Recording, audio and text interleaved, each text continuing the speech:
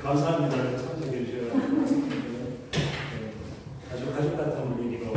그리고 저기 오늘은 저희 유독 고위 어머님들이 설명회 참석을 안 하셔서 저희가 영상을 좀 찍거든요. 그래서 여기 얼굴 노출은 절대 안 되니까 안심하셔도 될 것 같습니다. 여기 카메라 각도가 이쪽. 편집 다 협력해 주실 거고. 자, 우선 저기 봉투 안내를 한번 펴보시고요. 그리고 오늘은 제 생각에는 8시 30분 전에 마칠 것 같습니다. 그래서 일부가 제가 이제 지트 프로그램, 재원생도 계시고 비재원생도 계시거든요. 그래서 저 2학기 때 어떻게 하겠다 요 말씀을 드리는 게 1부고, 그리고 2부는 저희 남인도 소장님께서 여기 오시면 이따가 큰 박수를 좀 쳐주셔야지 제가 덜 부끄러운 것 같습니다. 그래서 마치 한 50분 계시는 것처럼 그렇게 좀 부탁을 드리고, 자, 우선 여기 이렇게 보면 여기 여자 선생님 한 분 계실 거예요. 그래서 저희 금만대성에 지금 간과 수강생 필인데 우리 차희나 선생님이라고 저희 이제 아이들 고3 국어를 책임져 주실 분인데 지금 이미 들어오셔서 고3 수업을 하고 계십니다. 그래서 이 국어가 제가 가능한데 제가 아는 분이 동료라서 그런 게 아니라 국어는 차이나 선생님이 만든 거예요. 그래서 국어, 물론 수학이나 과학 걱정도 안 하셔도 되고 국어를 일단 보시면 될 거고요. 자, 이번 시험 어땠습니까? 자, 만족했다. 저기 우리 아이 시험 만족했다. 조용히 그냥 여기 앞에 이 손가락으로 요거만 한번 해보세요. 저기 다 애들이 또 이렇게 제로섬 게임이라서 잘 본 아이들도 있고 또 조금은 부족한 아이들도 있지만 나누기 2해서 기말은 잘 볼 거니까 일단은 전략을 잘 짜시면 될 것 같고요. 그리고 이제 한 번쯤 어머님 제가 PPT를 넘기기 전에 한번 고민해 보셔야 될 게 이제 무게중심이죠. 정시 무게중심, 수시 무게중심을 한 번쯤은 고민을 하셔야 돼요. 이 강의 시간에서 저와 얘기를 하시는 거지. 자, 우리 내신보다는 수능 위주로 가자라고 아이들한테 발언하시는 순간 아이들은 학교 수업을 소홀히 하게 됩니다. 그리고 당연히 지금 내신 대비가 수능과 직결되기 때문에 현 수업은 참 중요한데 저희가 이렇게 벤다이어그램이라고 하죠. 여기 저는 수학 선생님이니까 여기 이렇게 있으면 벤다이어그램이 있습니다. 그러면 전체적으로 이 바깥에 있는 게 내신이고요. 안쪽에 있는 게 수능입니다. 제가 두 개 학교 정도는 이따가 보여드릴 텐데 내신 출제가 어떻게 되고 있냐면 수능 교육청 모의고사, 심지어는 현재 고사기 보는 수특 문제에다가 강남이라든지 낙생이라든지 저기 목동에 있는 신곡고나 강서고등학교 이런 구석에 있는 문제들을 변형해서 내세요. 그럼 우리 아이들은 수능과 관계없는 약 20% 정도의 내신만의 공부를 할 필요가 있는 것인가 없는 것인가. 그럼 예를 들어서 수능의 무게중심을 갈 거면 이 공략 75에서 80 요 위주로 공략하는 게 맞고요. 그리고 진짜 생기부나 학생부를 지켜야 된다고 하면 요것도 해야 됩니다. 그래서 그건 어머님들이 결정을 못 하세요. 그래서 지금 2분, 4분, 6분 오셨으니까 6분의 명단이 저기 있거든요. 그래서 아이의 어떤 수능 중심 또는 내신 중심은 어떻게 판단해야 될 것인가는 저한테 말씀을 해주시면 아이를 앞에 두고 제가 좀 설계해 드리도록 그렇게 한번 하겠습니다. 그래서 요걸 조금 명심하셔야 될 것 같아요. 근데 표현을 잘 하셔야 되고 자, 제가 한번 말씀드리겠습니다. 저희 이제 보면 죽전지트 고등반은 현재 우리 아이들이 어떻게 보면 1, 2입니다. 현재 고2 아이들이 1기예요. 왜냐하면 저희가 이제 2년차의 고등반이기 때문에 사실 고3 아이들이 저희 자체적으로 모집한 아이들이 있고 죽전지트 중등반에서 공부했던 아이들이 너무 첫 해의 아이들이 어머님들이 맡겨주셨거든요. 그래서 이 아이들 데리고 저희가 잘 하고 있는데 현재 퇴원생이 저희가 내부적으로 11명이 나왔습니다. 현재 오늘 기준으로. 그리고 저희가 지금 400명 정도가 되는데 11명 정도인데 여기서 한 7명 정도가 힘들어서 퇴원이고 거기에 이제 나머지 이제 4명 정도가 시험 성적이 만족할 만큼 못 나왔다. 그리고 이사를 갔다. 이렇게 일단 되어 있거든요. 그래서 현재까지는 제가 대표로 나와서 말씀을 드리지만 각 교실에서 힘차게 수업을 하고 있는 선생님들이 아이들하고 호흡하면서 최선을 다하고 있다는 그 말씀을 한번 드리면서 저희 죽전지트 고등반은 이번 여름에 최초로 중3 메디컬반을 런칭을 하고 고1, 고2는 철저하게 내신반입니다. 그리고 과학, 수학 위주로 되어 있고 그리고 고3 수능반이 저희 어떤 대표적인 특기입니다. 그래서 현재 고3은 저희 강남대성, N수생, 그리고 EBS 강사님들이 들어와 있고요. 그리고 저희 컨텐츠는 학원 자체적으로 만드는 게 아니라 수능연구소하고 그리고 이제 실행제 컨텐츠가 들어옵니다. 그래서 아이들이 대치동이나 분당에 가지 않아도 공부할 수 있게끔. 그런데 컨텐츠에 저희 대성에 뭐가 있냐면 수학 문제가 27문제짜리 컨텐츠가 있어요. 그러니까 30번하고 22번하고 21번을 뺀 거거든요. 요거는 왜냐하면 아이들이 어려운 것까지 할 필요가 없는 아이들이 있어요. 수능 등급이 3등급에서 이제 2등급 사이 목표로 하는 아이들.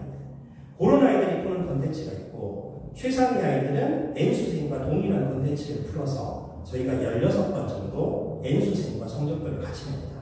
그리고 9월에 수시 원서를 쓰거든요.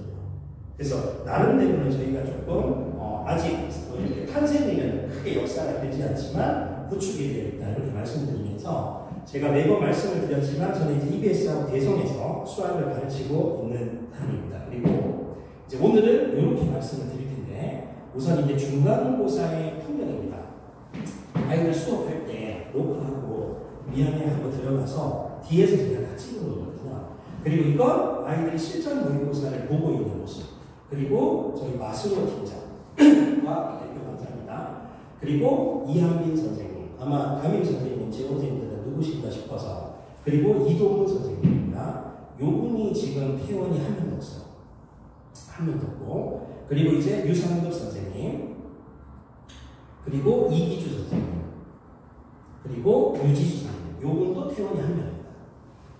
그리고 여기 유상민 선생님인데 요분이 강남대성 종로 현재 메가스터디. 그러니까 3, 4의 큰 제조학원을 전부 다 거친 분입니다. 그리고 참고로 TMI인데 요분이 심심해서 논술 시험을 봤는데 연대치대에 합격을 했습니다. 왜냐하면 연대 논술은 최저라든지 이런 게 전혀 없기 때문에 그냥 논술 잘 보면 합격이거든요. 근데 등록금이 아까워서 안 갔던 선생님입니다.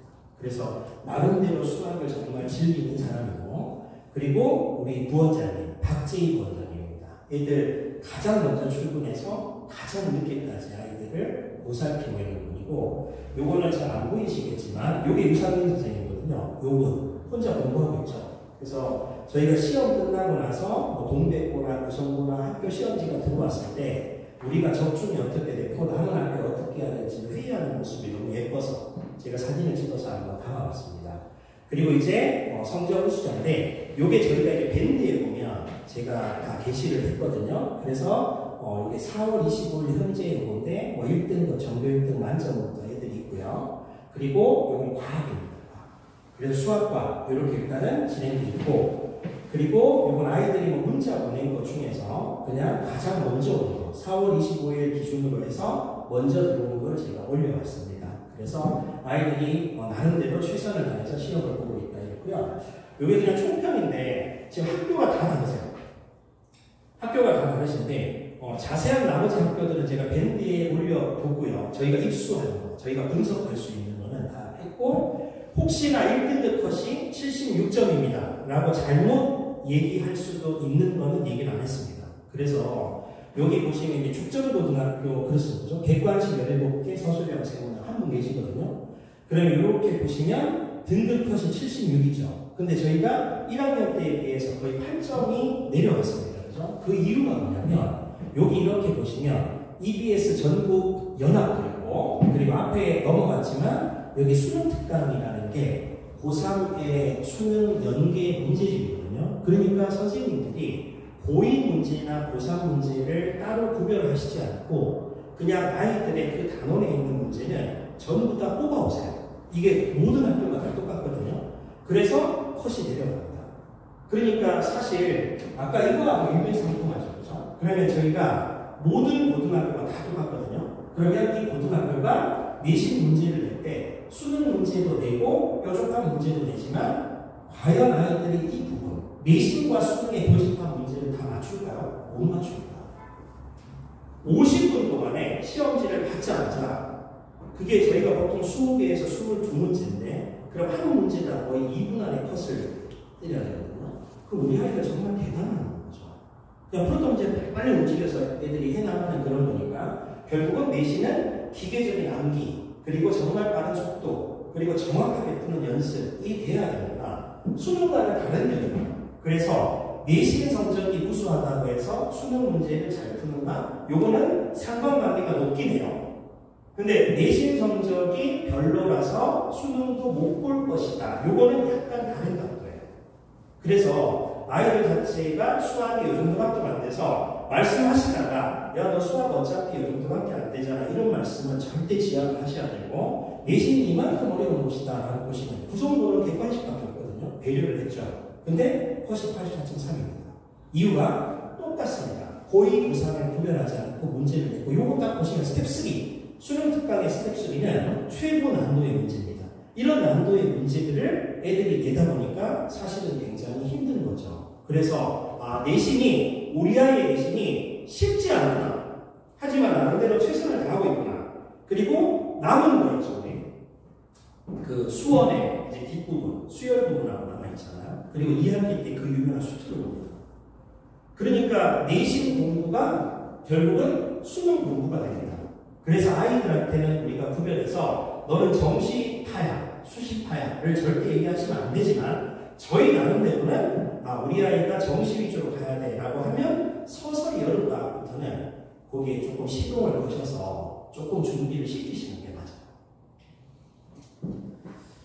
저희 이제 기말 프로그램인데 그 안에 아마 자료가 있으실 거예요. 이걸로 보시면 될 것 같은데 저희가 이제 2학년은 재원생 어머님들은 잘 아시잖아요. 그죠? 저희가 목토반으로 그냥 가고 있습니다. 그래서 기말 대비가 시즌 1이 있고 시즌 2가 있죠. 그러면 5월 달은 그냥 시즌 1이고 6월 달이 시즌 2가 됩니다. 근데 기말은 대박인데요.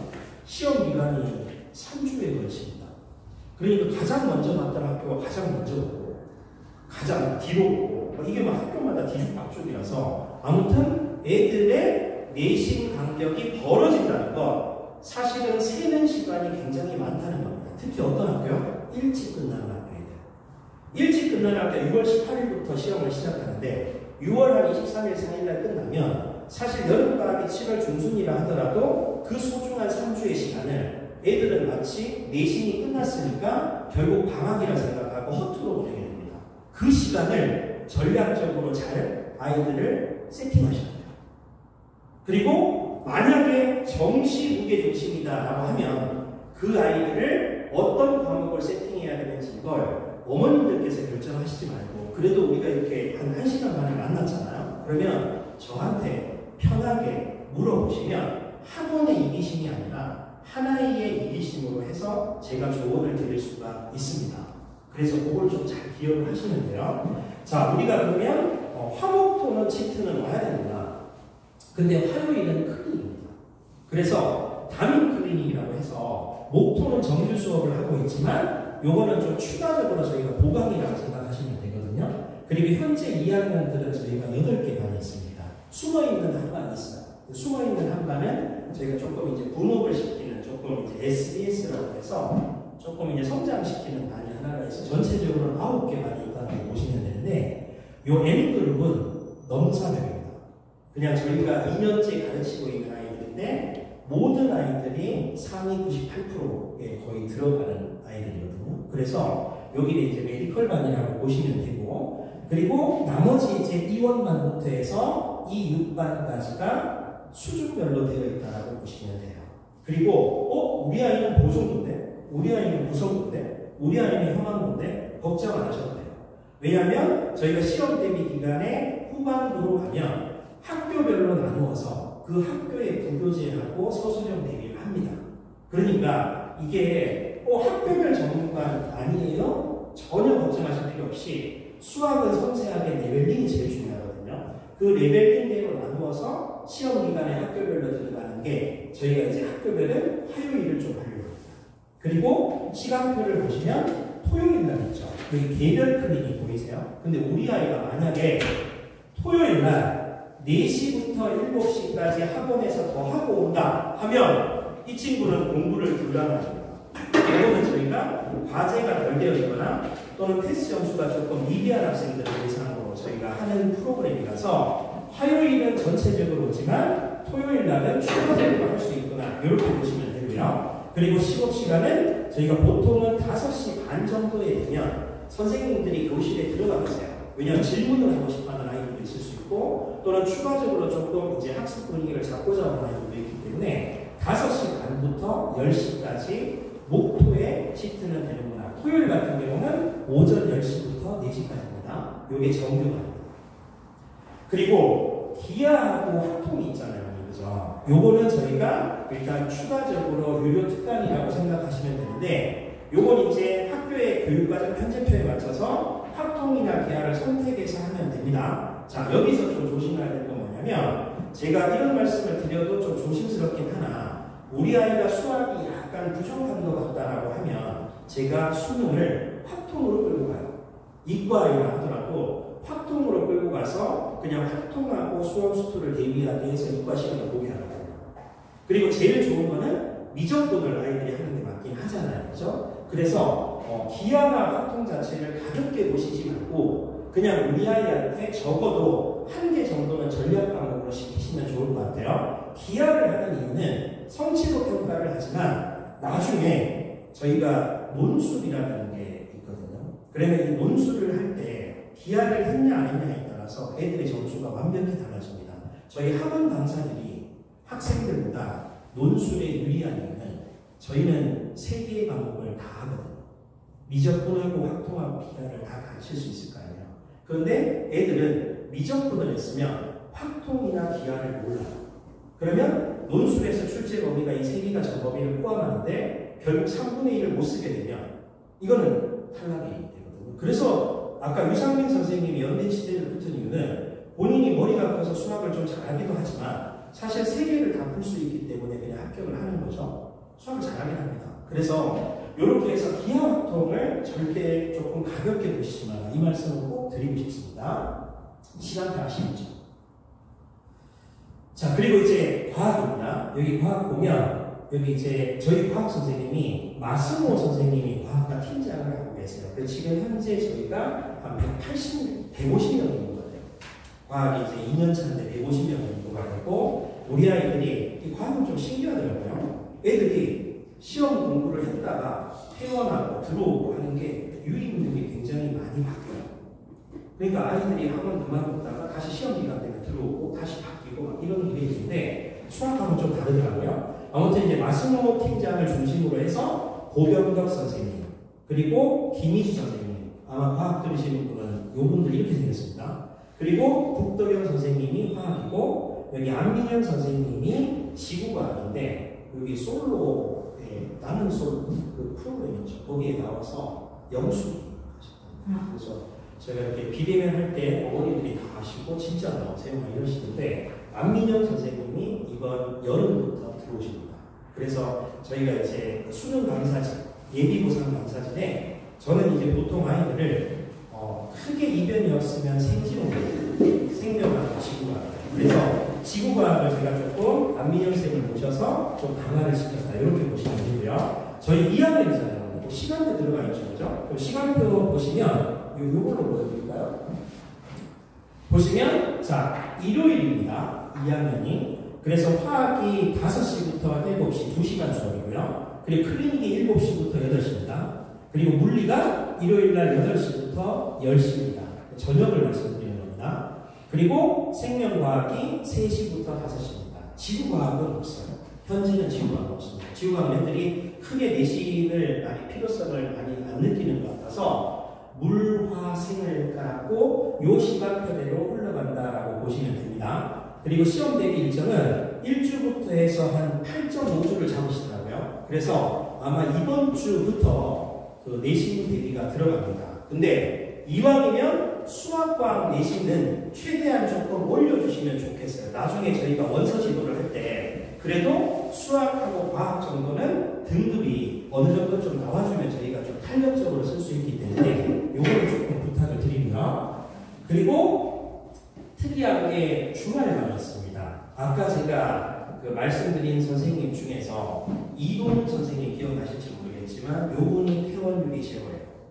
거의 퇴원생이 지금 없거든요. 한 명이 이제 다른 이유 때문에 한 명이 특별한 이유로 됐고, 그리고 정종호 선생님이 아까 2학년 메디컬반 강의입니다. 그러니까 지금 현재 23명을 데리고 있는데 이 친구들이 100분인가 전부 98로 만들었어요. 1년 반 동안에. 그래서 요 선생님이 주말반을 오픈을 하셨어요. 왜냐하면 주중에는 자기 주도로 하고 주말에 조금 아이들 데리고 수학을 조금 시켜야겠다 하셔가지고 주말반을 만들어 놨기 때문에 그냥 첫째, 우리 아이가 평일에는 자기 주도를 하고 주말에 조금 몰아서 공부하는 게 좋겠다 하시면 요 반을 추천드리고요. 그리고 두 번째는 내신을 잘 봐야 되는데 다른 학원도 있는데 조금 수학을 조금 강화시키고 싶다라고 하면 요 반에 넣으시면 돼요. 그러면 조금 다른 색깔로 수업을 하실 거예요. 그래서 여기 주말반이 있다 이렇게 보시면 되고, 그리고 요분 있죠. 차이나 선생님. 요분이 이제 감사한 게 뭐냐면 대치동하고 지금 분당이나 목동에서 한 반에 한 80명에서 100명을 넣고 수업을 하세요. 근데 거기에 이제 서초에 반포의 수강표 하나를 저희 죽전지트에 넣었어요. 그 이유가 뭐냐면 본인이 현재 고3 국어를 가르쳐 놨을 때 애들이 1교시가 국어죠. 근데 국어를 잘 보냐 못 보냐에 따라서 아이들의 리듬이 깨지거나 속도가 늘거나 하거든요. 근데 아이들이 다른 지역에 비해서 국어가 많이 부족하대요. 그러니까 본인이 지금 고3 때 가르쳐주거나 셋업을 해야 될 게 너무 많아서 선수능반을 몇 명이라도 한번 오픈해 보겠다라고 얘기하셔서 차이나 선생님이 이번 여름부터 국어 선수능반을 오픈합니다. 그래서 요거 어머니 제가 오히려 수학보다 수학으로 들어오세요. 이거보다 아이들 국어를 정말로 조금 방향을 못 잡았다 이렇게 생각하시면 요 차이나 선생님 요거를 잘 읽어보시고요. 요분 수업을 듣게 하시면 국어를 여름방학부터 2학년 2학기까지 어느 정도 속도를 잡아 놓으시는 거예요. 그러면서 제가 뭐라 그랬죠? 2학기 때 저희 수투죠. 수투하고 예를 들어서 아이가 뭐 기하나 합동 중에서 뭘 해야 돼? 근데 우선순위 수투입니다. 수투를 내신과 수능의 교집합으로 공부를 하는 거예요. 그러면 수학 영역이 수원, 수투, 선택 과목이기 때문에 수투가 가장 메인이거든요. 그러면 아이가 수능 준비를 할 때 이번 2학년 2학기 때 50%가 끝나는 겁니다. 그래서 어떻게 진로를 짜냐, 방향을 잡냐 하실 때 아이들이 선택과 집중을 딱 하셔가지고 지금 이 어떤 지역에서 또 우리 아이한테 조금 더 속도를 붙이게 하기 위해서 절대 대치동이나 분당 보내시면 안 돼요. 애들이 그냥 라이딩 하시거나 지하철 타고 가면 될 것 같다 하시지만 이게 시그마가 되고 하게 되면 굉장히 아이들이 체력적으로 힘들어합니다. 그러니까 제가 그래서 어렵게 대치동 강사를 다 모시고 올 테니까 콘텐츠를 다 가지고 올 테니까 아이들을 이 지역에서 그냥 끝내실 수 있게끔 그래서 로드맵 가지고 가셔요. 강의 추천드리면 여름방학 때 아이들이 내신을 열심히 해야 돼 하면 그거 하시지 마세요. 근데 내신 말고 수능의 무게중심을 조금 잡아야 돼 하면 수학은 소투를 열심히 하시되 국어를 차이나 쌤 수업을 듣게 하시면 약간 잘 될 것 같습니다. 그래서 한번 보시라고 제가 넣고요. 요거 안 보이실 거예요. 요게 2간 모의고사 성적표입니다. 국어의 2간이 굉장히 유명한 콘텐츠고 요게 시대인지의 서바이벌이라는 그 모의고사 콘텐츠입니다. 그러니까 저희가 지금 수업을 어떻게 하고 있냐면 아이들한테 N수생의 콘텐츠를 그대로 여기에 브릿지하고 서바이벌을 다 넣고 있어요. 강대 케이크 들어옵니다. 그럼 아이들은 이 콘텐츠를 저희 해봤자 인원 몇 명 되겠어요, 고3? 저 내년에 저희 고3에 한 반에 그냥 인원을 20명에서 25명, 20명으로 되도록 맞추려고 하는데 그런데 아까 유상민 같은 선생님이 들어가시는 거죠. 그럼 저희가 보통 수업을 할 때 한 60명, 70명, 80명 수업을 하는데 20명 정도의 파악은 정말 쉽거든요. 아까 태원열 제로의 정종호 선생님, 고3 대표 강사입니다. 그리고 유상민 선생님, 고3 대표 강사입니다. 그리고 권유민 선생님이라고 저희 밴드에 들어가 있는데 강남대선 의대관 강사가 들어옵니다. 그리고 저도 오늘 수학을 좀 하거든요.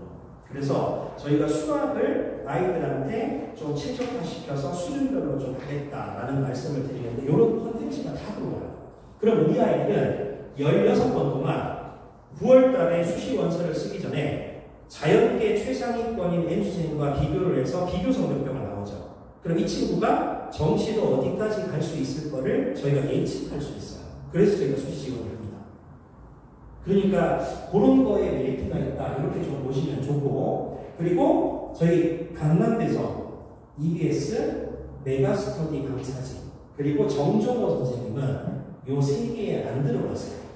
그런데 이 세 개에 들어가시는 분 못지않게 본인의 색깔대로 아이들 관리를 철저하게 전임으로 하고 계시기 때문에 이렇게 하면 우리 아이들 고3은 잘 만들 수 있겠다. 이렇게 준비하고 있습니다. 그래서 제가 일전에 3월인가 4월에 제가 한번 보여드렸죠. 여기 오신 분 기억나시겠지만 오해하시는 게 수능 수학 자체가 지금 현재 2021학년도 전과 이후로 달라져요. 그 이유가 빨간 걸로 했죠. 1등급 컷이 그때는 2개 틀려야지 딱 컷이었어요. 근데 시대가 바뀌어서 2022 수능부터는 80점대로 컷이 내려갑니다. 그리고 작년에는 88점이었거든요. 그러면 어머님들 어떻게 오해를 하시면 되냐면 이 박스 안에서 수능이 어려워졌구나. 그래서 1컷이 내려갔겠지. 이렇게 생각을 하세요.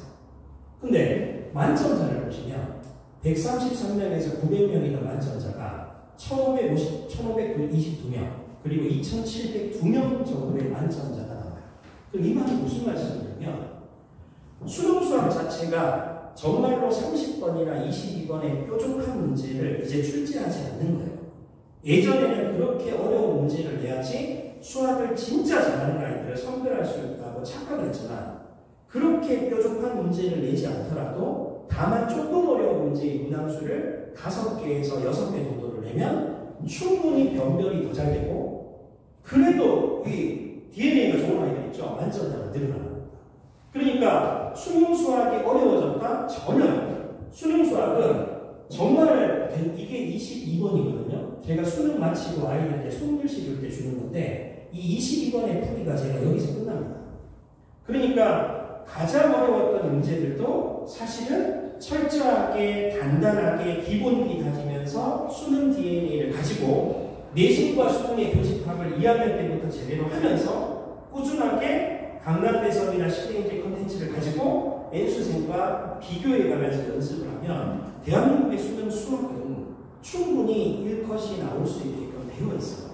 근데 우리 아이들이 제가 조금 안타까운 게 뭐냐면 아이들 어머니 보시면 제 메타인지 하잖아요. 제가 이렇게 시험 대비할 때 애들한테 그냥 반복 유형의 문제를 줍니다. 애들 신경이 됩니다.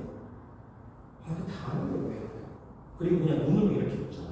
특히 암기가부터 그렇거든요. 그러니까 자기가 테스트를 해서 그 아픔을 느끼면서 그걸 알고 보는 걸 치료를 해서 가야 되는데 우리 아이들 개념서 볼까요? 수학 안 봅니다. 지금 개념서 보거든요. 저희 때 정석이나 이런 것들 밑줄 그어가면서 공부를 했잖아요. 개념 공부를 텍스트로 하지 않는 시대. 그리고 테스트라든지 이런 거를 아파하는 아이들. 그냥 눈으로 그냥 간접적으로 가볍게 보는 수학 공부. 그러니까 수능 수학이나 모의고사 점수가 안 나오는 이유는 당연하게 우리 아이가 수학을 부족해서 못해서 어머님들 아버님 유전자 별로 좋은 거 못 주셔서 아닙니다. 태도입니다. 근데 그 태도를 바꾸는 게 진짜 어려워요. 그래서 저희가 중3이나 이런 것도 미리 지금 세팅하는 이유는 이 아이들을 잘 만들면 충분히 전교 1등으로 다 만들 수 있기 때문에 저희가 좀 요약하기 위해서 그렇게 하는 거거든요. 그러니까 태도와 습관을 잡는 게 가장 중요한데 그걸 저희가 수능관에서 하려고 해요. 그래서 어머님들이 좀 믿고 도와주시면 좋겠고 그리고 여기 보시면 이게 수학이고 이게 국어잖아요. 그죠? 그러면 지금 현재 바라봤을 때 수능 자체가 여기 보시면 큰 차이가 없죠. 그리고 작년에 비해서 2025 요거하고 지금 목표 2024 수능하고 2025 수능하고 보시면 10점이 떨어졌습니다. 표점 만점 몇 점. 그 이유는 쉬워졌어요. 그래서 그런 어떤 이유가 있다고 보시면 될 것 같고요. 그리고 이제 포인트는 이겁니다. 내 아이가 과연 27 플러스 3 문제를 못 푸는 아이일까? 아니면 9문제를 못 푸는 아이일까? 9문제를 못 푼다면 여기까지 연습을 한 상태에서 2학년 2학기 그리고 겨울방학 1학기 그리고 갈지 말지 못 가면 다른 과목으로 꽂혀야 되잖아요. 그렇게 전략적으로 아이 하나하나를 바라봐야 되거든요. 근데 아이들 어머니들 그냥 학원 보내시잖아요. 그리고 시험 못 치면 학원 바꾸시잖아요. 그리고 학원들은 다 나름대로 최선을 다하지만 전략적으로 콘텐츠와 강사를 붙들고 커리큘럼을 중3부터 고3까지 만들 수 있는 학원이어야 돼요. 물론 이 주위에 있겠죠. 그래서 저희가 수학과는 제가 그렇게 셋업을 했다라고 믿어주시면 좋을 것 같고, 난이도의 상승보다는 신속 정확하게 푸는 걸 추구합니다.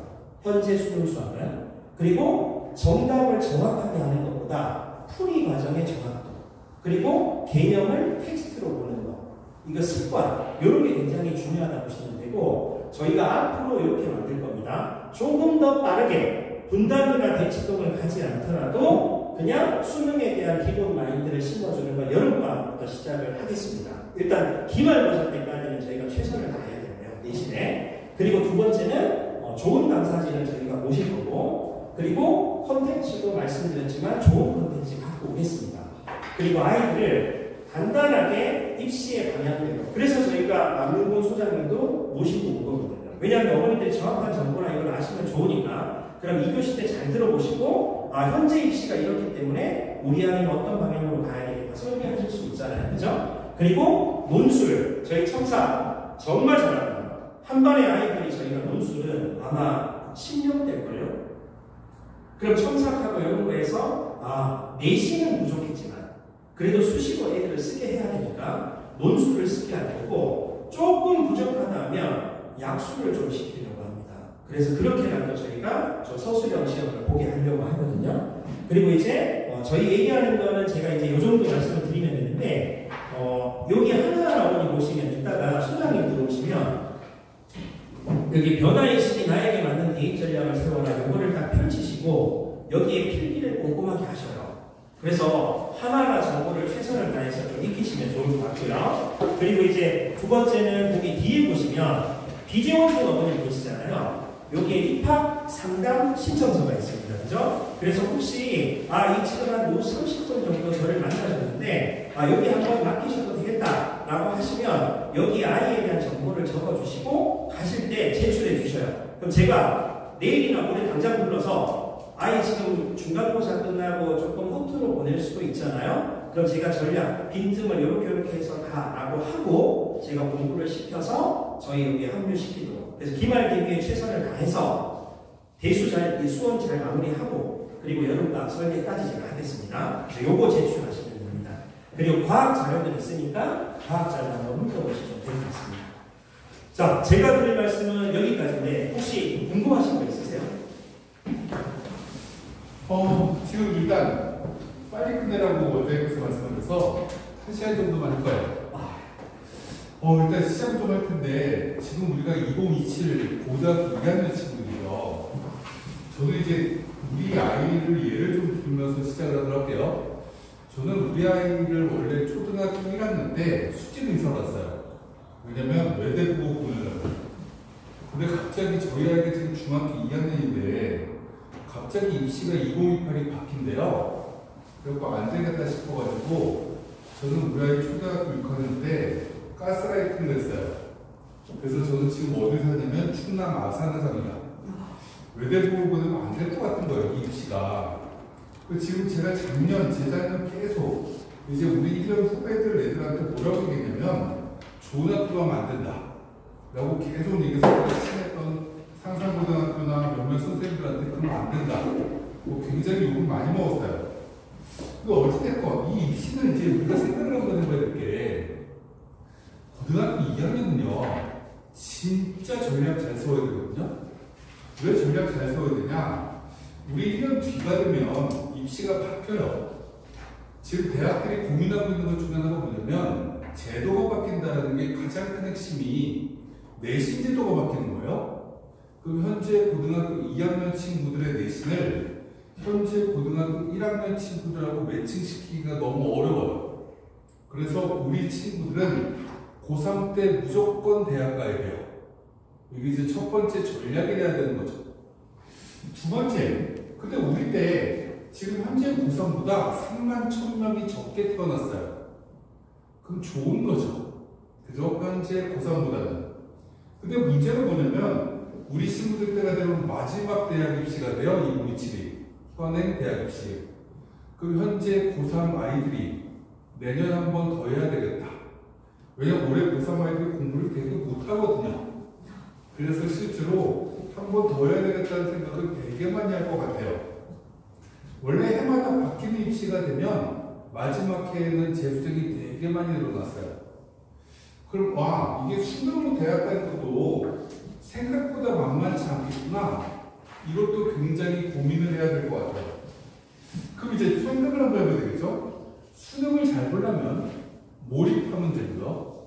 내신을 잘 보려면 몰입하면 돼요. 제가 저희 아들을 자랑을 하나 하면 이번에 충남 마산으로 이사가고 중2가 되니까 전과목 시험 보더라고요. 8과목 시험 봤는데 다 100점 맞았어요. 제가 저희 아들한테 항상 얘기하는 것 중에 하나가 뭐냐, 시험 100점 맞는 건 너무 쉽다. 제가 설명을 코엑스 했을 때도 이런 얘기 했다가 작년에 욕 되게 많이 먹었어요. 시험 너무 쉽다, 중간고사 100점 맞는 건. 왜요? 3월달 배운 거, 4월달 배운 거를 4월 말에 시험 본다. 그 50일 배운 걸 다 외우면 되는데, 다 외우지 않냐 너희들. 그럼 아이들은 대부분 동감을 해요. 그럼 대부분 친구들이 뭘 못하냐면 안 까먹는 걸 못해요. 근데 실제로 다 외우고요, 안 까먹으면 다 100점 받을 수 있어. 그래서 저는 저희 아들한테 요즘도 맨날 하는 것 중에 하나 보니까 맨날 저한테 설명해. 제일 중요한 것 중에 하나는 설명할 수 있으면 완벽하게 아는 거거든요. 근데 어찌됐건 어머님도 입시 너무 많이 할 필요 없고요, 필요한 것만 남들한테 설명할 수 있으면 돼요. 오늘 그걸 주제로 간단하게 설명을 드리려고 합니다. 2028이 중요하지 않아요. 우리 아이는 어차피 고3 때 대학 갈 거니까. 근데 2027이 좀 발표가 되긴 했지만 그건 주요 사항이고요. 지금 가고 있는 흐름이 얘 때문에, 2028 때문에 자꾸 특이하게 됩니다. 그래서 알아야 될 것만 몇 가지를 설명을 쭉 들어보도록 할게요. 대학도요, 2028이 되면 정시를 줄이려고 합니다. 그러다 보니까 최근에 4월 말에 2027 대학 입시에도 정시 인원이 줄었다라는 뉴스가 나온 적이 있어요. 물론 서울 쪽의 주요 대학 16개는 아직도 허들이 있습니다. 어떤 허들이 있냐면 40%는 의무적으로 뽑아야 된다 라는 허들에 적응을 받아요. 그 대학이 어디냐라고 질문하면 서울대부터 연대, 고대, 동국대, 건국대 상위 16개는 40%를 의무로 뽑아야 되는데 그 밑에 대학은 의무가 없습니다. 근데 우리 때도 이제 정시를 줄이기 시작합니다. 왜요? 2028 어차피 대학들은 과거에서 미래로 점점 나가는데 와, 2028 때가 되면 정시로 뽑는 게 별로 의미가 없을 것 같아. 고교 문제는 고교 정상화거든요. 이래서 이렇게 간다 라는 걸 기본적으로 알아두시면 돼요.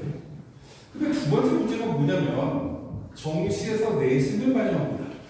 이게 2028의 가장 큰 핵심이거든요. 그럼 이렇게 반영하니까 실제로 3년 전부터 연대가 내신을 반영하고요, 고대도 내신을 반영하고요, 한양대도 내신을 반영하고요, 이제 뭐 동국대도 내신 반영하게 됩니다. 언제요? 우리 때도. 그래서 점점 이제 수능 100이라는 대학이 줄어듭니다. 우리 때도. 그래서 우리 아이들 특히 남학생들은 내신 2학년 1학기까지 딱 끝나고 나면 내가 원하는 대학을 못 받으면 갑자기 엄마한테 이렇게 얘기합니다. 정시 파이터 할래. 여기 보정고등학교나 몇몇 고등학교 애들이 이렇게 얘기하는 아이들이 등장합니다. 왜요? 내신을 가지고 대학 가려고 했더니 원하는 대학을 못 간다라고 생각하니까. 그래서 수능으로 대학 가겠다라고 얘기를 해요. 말은 되게 좋죠. 그럼 대부분 어머님도 혹합니다. 그래? 그럼 수능으로 대학 갈래? 근데 아이들은 공부를 안 합니다. 왜 안 하니? 라고 질문하면 아직 500일 남았잖아 라고 아이들이 얘기합니다. 1년만 공부하면 되는데 500일 공부하려면 죽을 것 같거든요. 그래서 우리가 지금 기본적으로 생각해야 될 건, 아까 원장님 마지막에 제가 잠깐 들어왔더니 기말고사 얘기를 하시더라고요. 내신 준비해 주셔야 됩니다. 나중에 어떻게 될지 몰라요. 지금 서울대, 연대, 고대, 한양대까지 현재 고3도 내신 반영하고요. 우리 때도 대학이 3개가 더 추가됩니다. 그래서 내신이라는 건 꽤 의미가 점점 커지는구나 라고 생각하시면 되고요. 두 번째 또 얘기를 한번 할게요. 이거 뒤에 2028라고 보시면 될 필요는 없을 것 같고, 여기 지금 수능, 최저, 출결 이런 내용인데 이건 중요하지 않은데, 여기서 제가 멈춘 이유가 뭐냐면 간단하게 설명을 한번 들어보려고요. 제가 재작년 12월까지 수지에서 살았습니다. 저쪽에 동천동에서 살았는데, 거기서 살다 보니까 제 옆집이 있었겠죠. 제 옆집에 작년에 고3이었던 아이가 올해 대학을 갔습니다. 그 아이는 어떤 고등학교를 다녔냐면 저쪽에 시옷으로 시작하는 고등학교를 나왔어요. 내신이 2.6등급이었습니다. 내신 2.6등급인데 이 어머님이 갑자기 우리 딸 한 번만 만나달래요. 그래서 왜요? 라고 했더니 갈피를 못 잡는데요. 그래서 고등학교 2학년 겨울에 만났죠. 내신 고등학교 2학년까지 2.6등을 받았는데 어디 가고 싶냐라고 제가 물어봤어요. 그때 갑자기 이 아이가 한양대랍니다. 왜? 라고 질문했더니 아빠가 이렇게 얘기해요. 참고로 아빠가 유명한 영화 감독인데 한양대 연극영화과 나왔더라고요. 아빠를 좋아하나 봐요. 아빠 나온 학교를 가고 싶대요. 그래서 제가 뭐라고 얘기했냐면 갈 수 있겠니? 라고 물어봤어요. 그랬더니 걔가 아니요? 라고 얘기를 해요. 그럼 이제 할 말이 없잖아요. 제가 뭐라고 얘기했냐면 근데 나는 너는 한양대는 못 갈 것 같은데 연대는 갈 것 같다? 라고 얘기를 했어요. 근데 그 친구가 어떻게요? 라고 얘기를 해요. 제가 뭐라고 얘기했냐면 교과로 라고 얘기를 했어요. 근데 그 친구가 말도 안 된다고 얘기합니다. 그래서 제가 이렇게 얘기했죠. 내가 연세대도 자문위원을 한 적도 있고 연세대 교수님도 되게 잘하는데 너희들 1년 선배들 중에 내신 3등급으로 들어간 아이가 교과 전형이 있어. 사회복지학과에. 그리고 또 몇몇 학과에 있어. 라고 제가 얘기했죠. 너 내신 2.6이면 가능성이 있어. 라고 제가 얘기했어요. 근데 이 친구가 갑자기 눈이 커져요. 그래서 제가 뭐라고 얘기했냐면 갈 수 있는데 못 갈 수도 있다. 근데 너가 갈 수 있을지 없을지 만드는 건 네가 만드는 거야. 그래서 제가 그 친구한테 요구했던 건 이걸 요구했습니다. 수능 최저. 걔는 문과였거든요. 문과였는데 수능 최저가 2개가 2등급입니다. 영어 빼고. 그 영어도 2등급을 맞아야 돼요. 3개를 2등급을 맞아야 된다. 어떻게 맞을까? 라고 제가 그 친구 윤우한테 물어봤습니다. 뭐라? 이름을 얘기해보네. 그랬더니 그 친구가 열심히 공부하겠답니다. 그래서 제가 이렇게 얘기했죠. 세상에 열심히 해서 안 되는 건 공부인 것 같아. 라고 제가 얘기했어요. 공부는 열심히 하면 되는 게 아니라 잘해야 되는 거다. 2등급을 맞아. 3개. 영어를 빼고 나서 3개 영역 중에 2개를 2등급 맞으면 된다. 그럼 맞으려고 하면 기본적으로 전략이 있어야지. 뭘로 맞을까? 하나를 빼자. 라고 얘기했죠. 근데 그 친구가 수학 빼겠답니다. 문과아이라서. 너무 잘 선택했다. 국어 2등급 맞으면 되겠네. 사회탐구 2등급 맞으면 되겠네. 라고 제가 얘기를 했죠. 국어 2등급 맞으면 어떻게 해야 돼? 또 질문했더니 아이가 자꾸 머릿속엔 열심히밖에 없나 봐요. 열심히 할게요. 라고 얘기를 합니다. 그래서 제가 이렇게 얘기를 했죠. 열심히 하면 안 된다니까. 국어를 2등급 맞으려고 하면 우리나라 수능은 지금 4년 동안 치렀는데 2022 입시 이후로 84, 92, 84, 92야. 제가 그 친구한테 뭐라고 얘기했냐면 그 친구 1년 전이니까 84, 92, 84다. 그 올해 92점 될 것 같은데? 라고 제가 얘기를 하면서 야 1등급이 92점이야. 그럼 2등급은 85점 넘으면 돼. 그래서 제가 그 친구한테 2등급 맞으려고 하면 어떻게 하면 되냐면 열심히 해야 되는 게 아니라 15점을 틀려주면 돼. 라고 제가 그 친구한테 얘기했죠. 15점을 틀리라고 하면 뭔가 지문 하나를 통째로 날리면 된다? 하나를. 그래도 9점 정도밖에 안 빠져. 물론 철학 지문 6개 문제가 나오는 지문도 일부 있지만 대부분 4문제 정도밖에 안 나오잖아. 하나 버려. 뭘 버리면 되지? 라고 물어봤죠. 또 대답을 안 해요? 못한 거 버려. 왜 열심히 공부하는데 아이들이 지가 약하다고 생각하는 걸 자꾸 공부하는지 난 이유를 모르겠어. 못한 거 하지 마.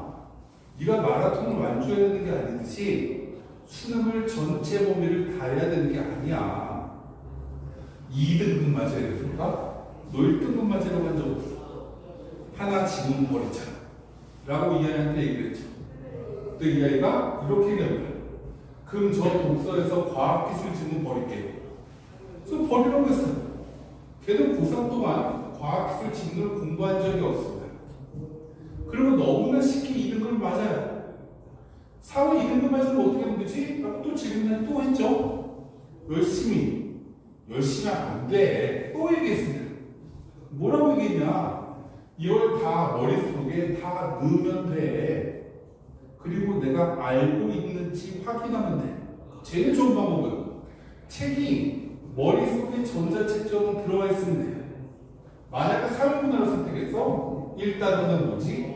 중단원 이름 보고 거기에 핵심 키워드는 뭐뭐가 시험 문제에 나와.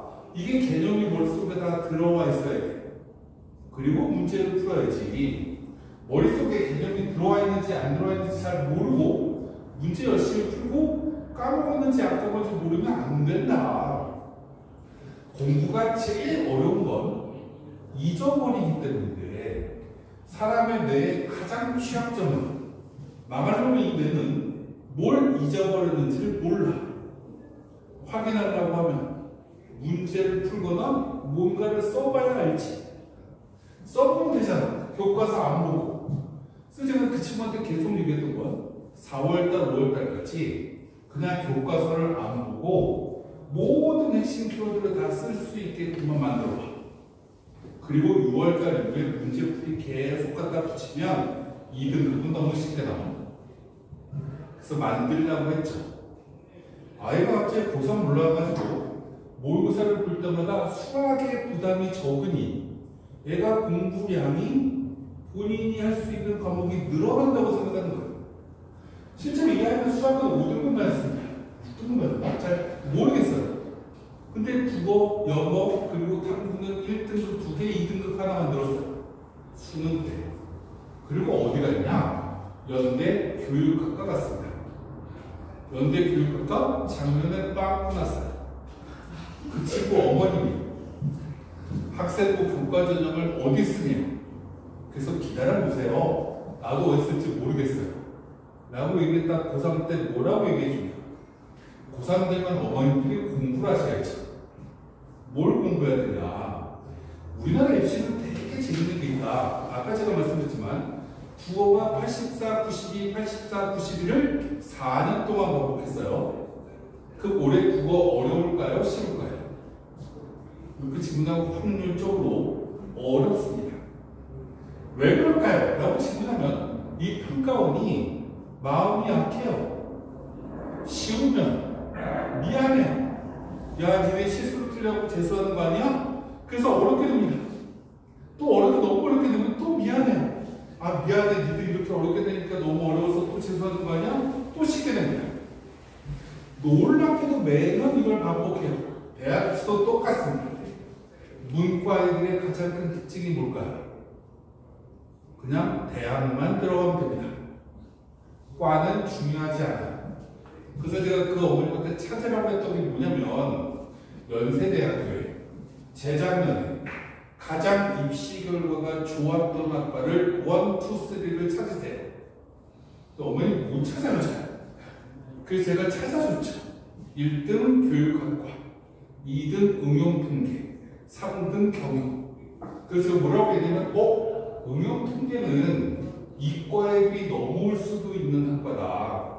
이 학과의 특성이 그래서 이 학과는 뭔가 자연계 아이들이 자연계 학과를 못 갈 것 같으면 이 학과로 들어와서 컴공을 복수 전공하면 너무나 뭔가 복수 전공이 용이하게 이루어질 테니 이 학과는 빵꾸가 잘 안 나는데 교육학과 너무 높다 이거 빵꾸 날 것 같다 라고 제가 얘기해 줬죠. 그래서 썼습니다. 그래서 작년에 붙었어요. 1차 추하고 난리가 났습니다. 성북고등학교에 내신 2.6이 붙었다고. 거기를 쓰는데 뭐가 필요하면 추천서가 필요했거든요. 다른 사람이 난리가 났어요. 2.6이 연대 추천서를 달라고. 제가 어머님한테 뭐라고 했냐면 선생님한테 고대 추천서, 연대 추천서, 한양대 추천서, 성균관대 추천서 6개가 들어왔어요. 교과서입니다. 그리고 4장 썼습니다. 경쟁률 보다가. 그래서 2군데를 붙었어요. 이게 기본적으로 이게 전례하는 겁니다. 내신 제가 여기서 얘기하는 이유가 뭐냐. 내신 웬만하면 버리시면 안 된다. 2.6도 연대 붙더라. 이게 기본적인 특징입니다. 제가 알고 있는 친구 중에 제일 내신 낮은 나이가 붙은 아이는 내신 7등급이 서강대 붙었습니다.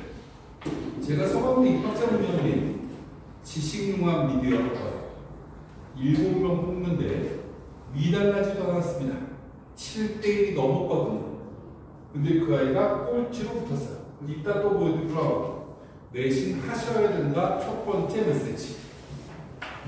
두 번째, 아까 제가 뭐라고 말씀드렸냐면 입시가 점점점요 뭘로 가냐면 고교학점제로 갑니다. 그래서 과목을 뭘 해야 되는지 되게 중요합니다. 근데 우선 잘 생각을 한번 해봐야 되는 거 중요한 건 뭐냐면 이렇게 무슨 과목을 해라 하는 학과는 모두 다 자연계학과입니다. 문과는 이런 거 없어요. 그럼 이제 어머님께서 잘 생각하시면 됩니다. 우리 아이 2학년 1학기 지금 시작했기 때문에 실제로 내신 어느 정도 중간고사밖에 안 봤으니까 내신은 어떻게 나올지 모르죠. 그럼 이제 실제 예로 한번 들어보도록 할게요. 다 일반 고학 부모님이라고 생각을 하고 여기가 기운과 기운고의 수지고요. 수지고요. 수지고의 일반적인 고등학교는 내신이 2.5등급이 벗어나는 순간 학생부 종합전형으로 매력적인 대학을 가기가 어렵습니다. 그럼 실제로 이제 학생부 종합전형으로 대학을 잘 가려고 하면 어떻게 하면 되나요? 라고 저한테 질문하면 첫 번째는 이겁니다. 첫 번째는 뭐냐면 수학 잘하면 됩니다. 실제로 가끔씩 서울대 커뮤니티 아롬이라는 사이트에 들어가 보시면 가끔씩 애들이 막 올라옵니다. 영상이. 그리고 요즘 막 대학에 가서 인터뷰하는 여러 가지 유튜브가 있던데 그런 영상을 가서 서울대 무슨 전형으로 붙었어요? 뭐 이렇게 막 물어보면 대부분 서울대 합격한 아이들 중에 특이한 점을 보이는 아이들이 뭐냐면 수학 잘하는 아이들입니다. 우리나라 학생 종합전형은 되게 재밌는 게 뭐냐면 수학 잘하는 아이를 1순위로 선호합니다. 어떤 대학이요? 서울대가, 두 번째 성대가, 세 번째 고대가, 네 번째 서강대가, 한양대가. 연대를 뺀 나머지 상위권 모든 대학은 수학이 가릅니다. 얼마나 잘하면 좋은가요? 100점 맞으면 좋습니다. 그래서 저는 우리 아이를 어릴 때부터 아동학대를 수학학원만 보냈어요. 그래서 저는 수지에 살 때 지트 수학에다가 저쪽에 또 하나 보더라? 수학학원을 2개를 보냈고 지금 중2인데 지금 고등학교 2학년 수학까지 끝냈습니다. 그렇게 한 이유는 뭐냐면 수학 잘하면 유리한 입시가 대학 입시이기 때문에. 근데 어쨌든 지금 고등학교 2학년이니까 잘하는 친구들한테 말씀드리는 거예요. 못하면 하라는 얘기를 하는 게 아닌 겁니다. 수학을 되게 잘하면 대학이 관심 있게 봅니다. 그래서 서울대를 지원할 때도 수학 점수가 높은 아이들이 합격률이 훨씬 더 올라갑니다. 내신 등급이 누가 더 좋냐, 누가 더 좋냐? 물론 중요한데 그거 없이 우열이 별로 없으면 수학 내신이 되게 좋으면 유리합니다. 제가 알고 있는 또 한 명의 친구는 저쪽에 이번에 일반고로 바뀐 저쪽에 학교를 보더라? 이대부고에 되는 이대부고가 고래 고일부터가 이제 일반고로 바뀌었는데 거기 대신 2.8등급짜리가 서울대를 붙었습니다. 그 학교는 1등급 때 2명 빼고 다 떨어졌는데 2.8짜리가 어떻게 붙었냐? 걔는 고2부터 수학 내신이 4과목이 모두 다 100점입니다. 여학생인데 수학만 열나 잘해요. 수학 잘하면 대학이 되게 좋아합니다. 이걸 극명하게 표면적으로 보여주는 학교가 어디냐면 성균관대입니다. 성균관대는 입학 설명회를 오고 가면 고등학교에서 여기 축전고등학교 가든 보정을 가든 여기 어느 고등학교 가든 고등학교 입학, 대학교 입학 설명관이 고등학교에 설명회 가서 이렇게 얘기합니다. 뭐라고 얘기하냐면 수학 내신 좋으면 우리 학교 오세요. 인문학부도 괜찮습니다. 라고 얘기해요. 그럼 그 얘기가 무슨 얘기냐? 내신 한 3등급 근처에 있는 자연계 아이가 성대를 붙을 수 있냐? 못 붙습니다. 근데 그 아이가 만약에 문과를 쓰면 붙여주겠다는 겁니다. 인문학부는 영어국문학과, 국어국문학과 이런 학과인데 수학 별로 필요 없는데 수학 잘하는 애를 좋아합니다. 실제로 이게 성대에서 매번 설명에 되는 6명의 사정관 친구들이 이구동성을 하는 얘기예요. 그리고 이런 과목을 막 붙이면 되게 좋겠다. 이게 대학의 요구인데 이건 다음에 얘기하도록 하고 기본적으로 이런 과목은 했는지 안 했는지 확인해 보시면 되는데 만약에 안 맞으면 문과로 돌리시면 됩니다. 그럼 이럴 때 중요한 게 아까 말씀드렸지만 과학이 중요한 게 아니라 수학은 기본적으로 잘해놓고 과학 내신까지 기본적으로 매칭이 되어 있으면 이과로 가시면 되고 안 되면 문과로 가서 그 다음 뭐 하면 되죠? 환승하시면 됩니다. 환승이라는 얘기가 무슨 얘기죠? 요즘 대학교 1학년에 입학을 하고 나면 서울대는 약 300여 명, 연대 고대는 400여 명이 자퇴합니다. 그래서 서울대건 연대건 고대건 모두 다 무슨 제도를 두고 있냐면 전과 제도를 두고 있죠. 1학년 맞추면 과를 옮길 수 있습니다. 그래서 1학년 때 조금 문과 쪽으로 학교를 가서 학교의 낭만을 느끼다가 2학년 때 과를 옮겨도 되는 겁니다. 그럼 이 얘기를 제가 왜 하냐? 자연계에 맞춰서 대학을 보낼 때 잘 보내면 좋아요. 근데 마음먹기 안 되면 문과로 돌리는 것도 생각해 보시면 됩니다. 근데 우리 학생들은 그런 생각을 안 하죠. 그냥 내가 원하는 걸 가야 된다고 생각합니다. 원하는 걸 매칭시키면 무조건 좋은데 안 되면 그것까지 고려하라는 겁니다. 참고적으로 우리나라 대학 중에 전과가 안 되는 대학은 성대, 서강대가 유의합니다. 2개 빼고 나머지는 다 전과된다. 그래서 그런 것까지 고민하시면 되고요. 그래서 이거 넘어가도록 할게요. 필요한 거 다 넘어가더라고. 이제 본격적으로 시작을 한번 들어왔습니다. 수능체제 아까 말씀드렸지만 간단하게 하나만 더 얘기를 하고 넘어가도록 할게요.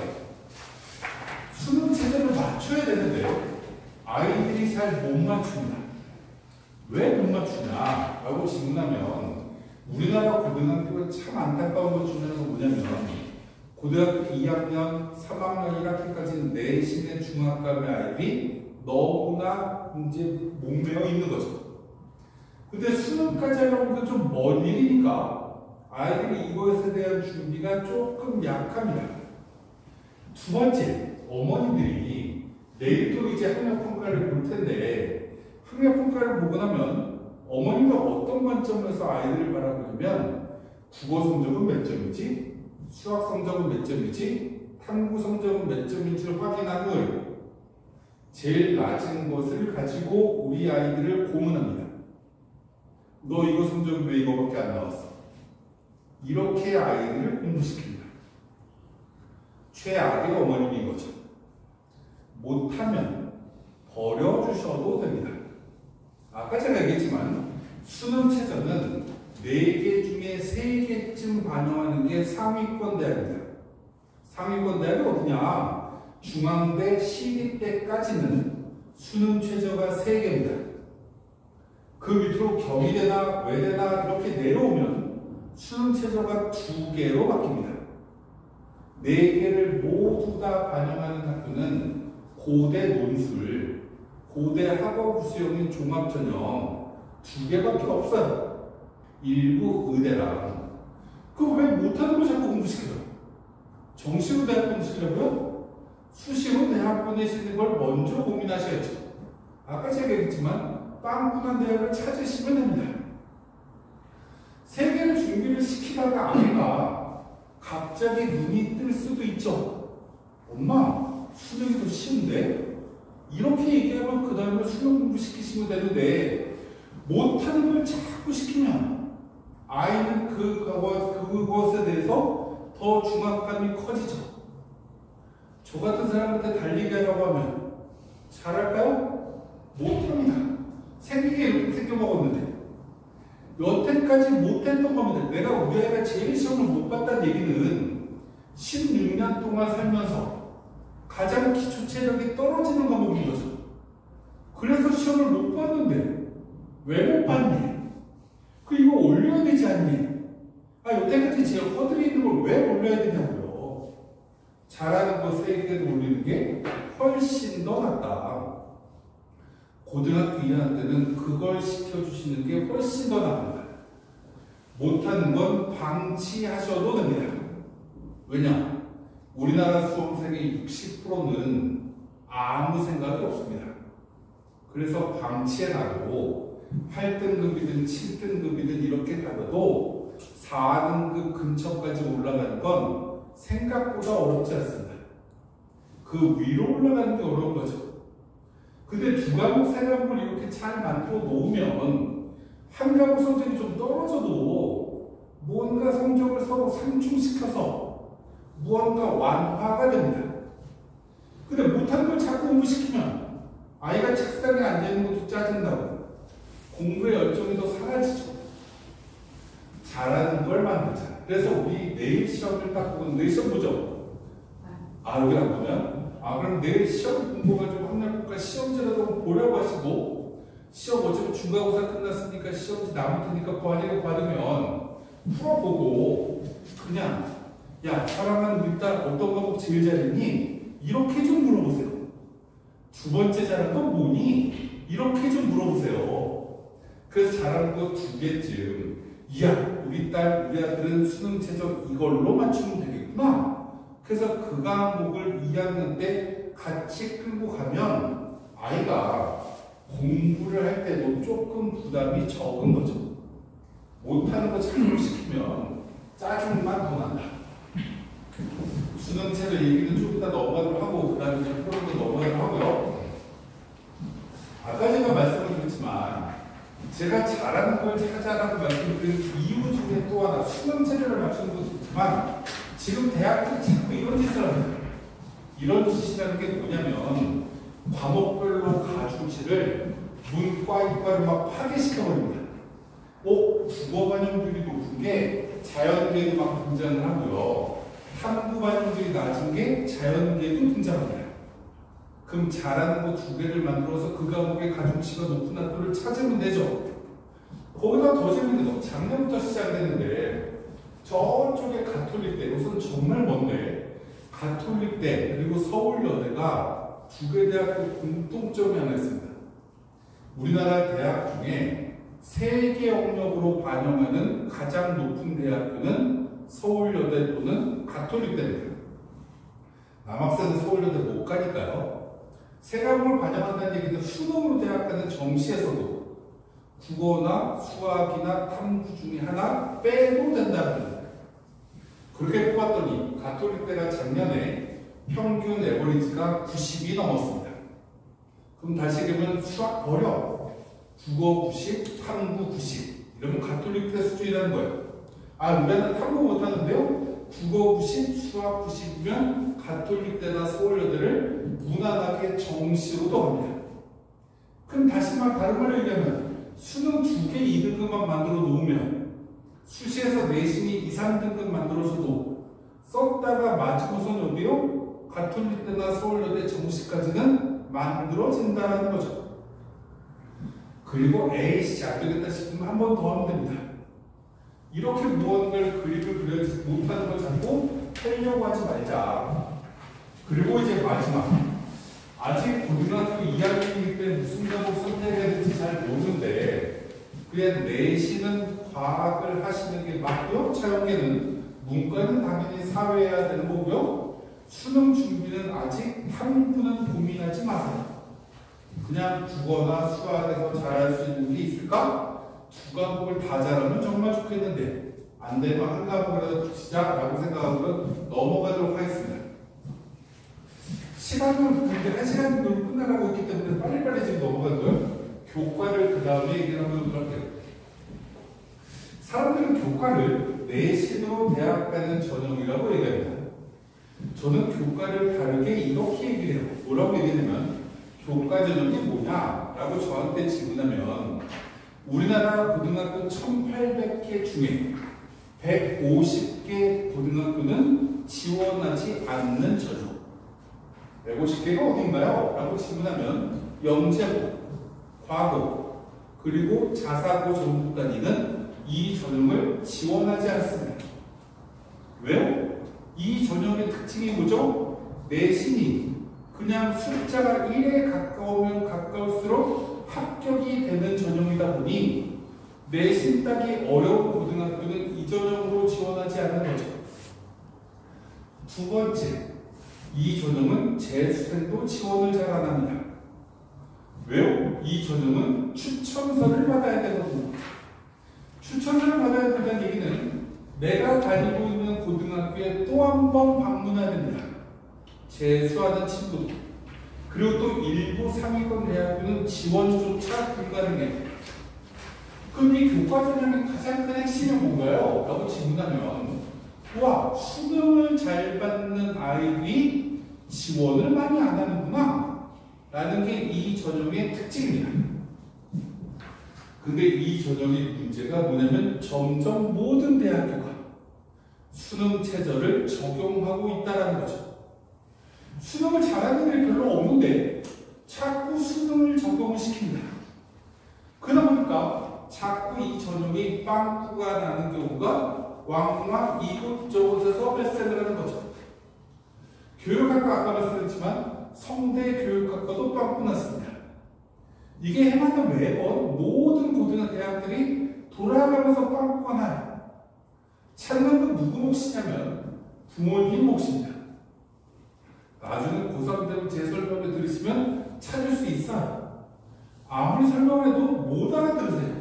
부모님들이. 저는 되게 쉽게 설명을 드리는데 그건 지금 아시는 분은 없는 거고 내신을 조금씩 그래도 앞으로 땡겨 놓으실 노력을 해놓고 나중에 어차피 수시원서 쓸 때 6장이나 들고 있는데 6개를 다 붙을 필요가 전혀 없는 거잖아요. 제가 왜 지방으로 이사를 갔냐? 우리 아들을 충남대 의대라도 붙게끔 만들었으면 정말 좋겠다. 안 되면 건양대 의대라도 그리고 나머지는 서울대도 쓰고 연대도 쓰고 떨어지면 에이씨 서울대 의대 아깝게 떨어진 충남대 의대 학생이야 라고 우리 아이를 만들려고 그래서 일부러 지역인재가 많이 뽑는 60% 이상을 계속 뽑을 거기 때문에 일부러 내려간 거예요. 지가 어디 가고 싶다고 하니까 이 교과에는 똑같은 겁니다. 이걸 기본적으로 우리는 생각을 좀 한번 해봐야 된다. 그래서 내신은 준비하셔야 된다. 어디까지 준비해야 되냐는 아이들마다 다른데 기본적으로 우리가 생각을 해야 되는 첫 번째 필요로 넘어가고 첫 번째 여기 지금 위에 뭐라고 되어 있냐면 전교과라고 되어 있습니다.